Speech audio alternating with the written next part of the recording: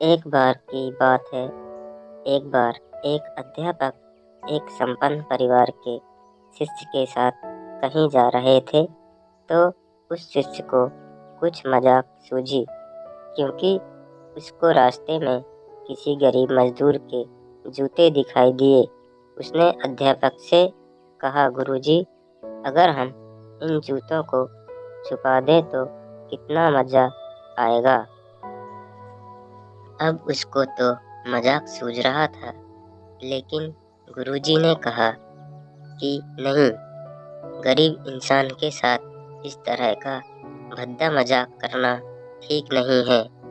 उसे कहा, क्यों ना हम इन जूतों में कुछ सिक्के डाल दें और देखें कि इसका इस गरीब मजदूर पर क्या प्रभाव पड़ता है। उन्होंने ऐसा ही किया।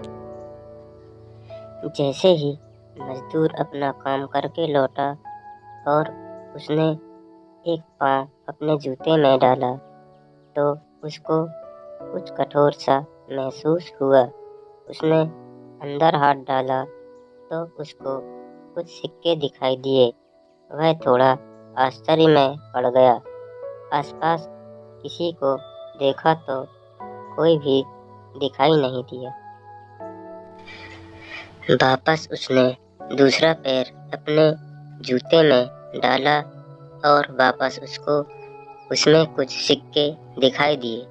अब दोनों जूतों के सिक्कों को उसने अपने हाथों में रखा और प्रभु की तरफ इशारा किया। हे प्रभु, पता नहीं किस भले मनुष्य ने यह सिक्के मेरे जूतों में छुपाए हैं, लेकिन जिसने भी छुपाए हैं उसको मेरी दुआ है, ताकि इन पैसों से मैं अपने बच्चों और पत्नी के लिए कुछ खाना और दवाइयाँ ला सकूं। और इतना बोलकर वह चला गया। इस बात को शिष्य और अध्यापक दोनों सुन रहे थे।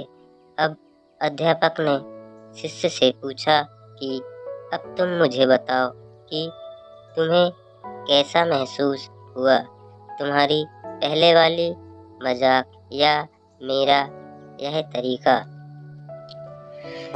तो उसने कहा कि गुरुजी, मैं आपसे क्षमा चाहता हूँ।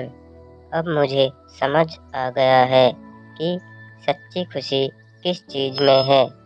जब हम किसी की मजाक उड़ाते हैं तो हमें कुछ पल का आनंद मिलता है, लेकिन इससे हमें बद्दुआ मिलती है। लेकिन इसी तरह खुशियाँ बांटते रहिए, लोगों की मदद करते रहिए और दान करते रहिए। जिसके भी आप काबिल हों, जितना भी आपसे बन पड़े दान करें, लेकिन दान जरूर करें।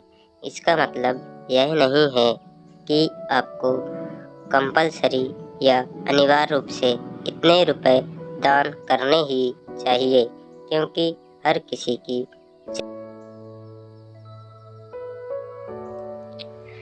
अगर आप किसी को पैसों का दान नहीं कर सकते तो कम से कम चीज़ों का दान तो कर ही सकते हैं। मुझे पूरी उम्मीद है कि यह हार्ट टचिंग स्टोरी आपको ज़रूर अच्छी लगी होगी। आपका कीमती समय देने के लिए दिल से शुक्रिया।